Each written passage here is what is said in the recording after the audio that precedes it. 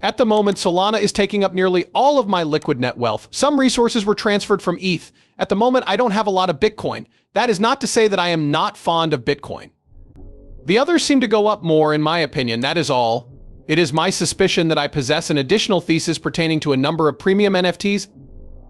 Afterwards, I engage in some conjecture and other activities. Although that is part of the enjoyment, I can tell that the time horizon thing is terrifying everyone.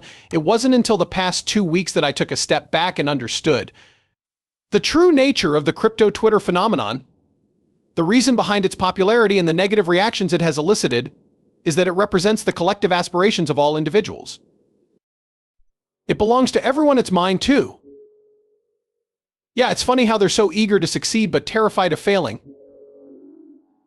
This is the challenge that all individuals are facing.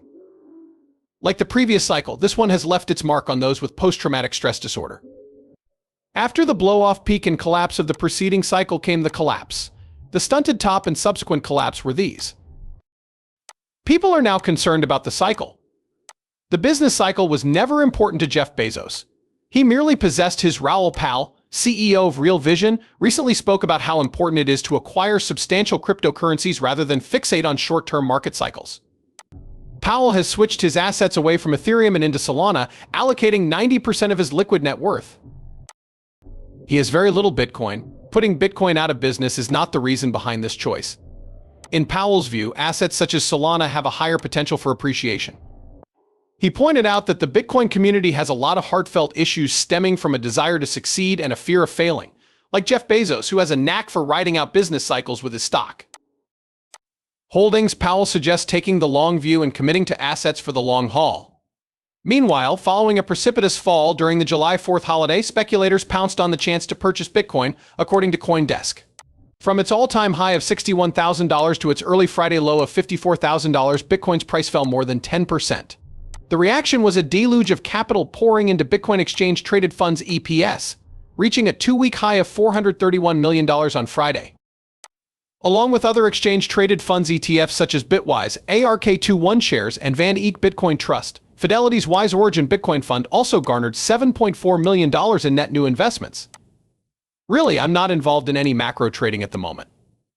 Cryptocurrency makes up the vast majority of my own portfolio. Some of the components of Global Macro Investor and Real Vision Pro Macro revolve around technological wagers. Everyone is involved in the same industry. Throughout this process, I discovered that the entire macro community had been facing difficulties for the past decade. You may make a ton of money on the odd trade, which is similar to the buy bonds, where diamonds trade. We were confused about the world, and that was causing problems for some people. The stock market continued to rise. We weren't focusing on the correct thing, so we couldn't get our teeth into anything. An enormous trend known as the liquidity cycle was occurring. You could see how everything was connected to it the moment you laid eyes on it. Now that we know everything is tied to it, we can ask which asset is doing the best if we're all making the same trade. Now, the other crucial point is that the left tail danger was eliminated by the Federal Reserve and all the central banks.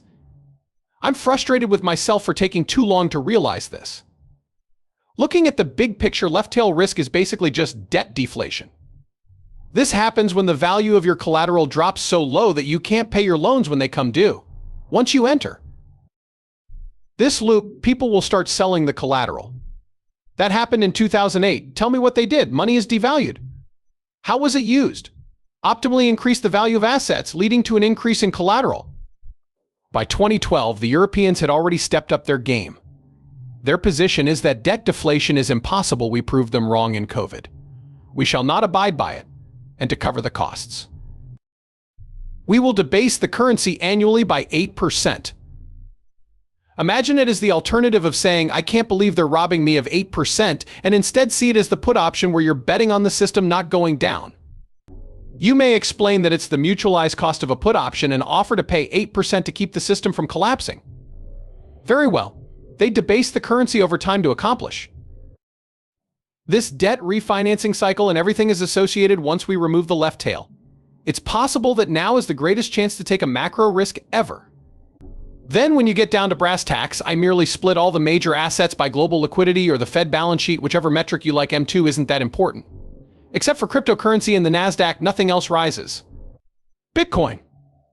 has had returns of 150% annually compared to 17% for the Nasdaq since 2011. Oh crap, that's how you feel. All right, it certainly puts other investments into perspective. Every aspect deviates from perfection. And then the question arises, how about the risk, return, and volatility? Following 380% drawdowns, you will see a return of 150%. That figure includes them. The more ludicrous it becomes as the time horizon gets longer. This asset class is super strange. Nothing like this has ever happened to us. Thus, I realized, much too late, that there is really just one trade. Nobody likes it. Everyone is mad because it's a whole new asset class and there's only one trade.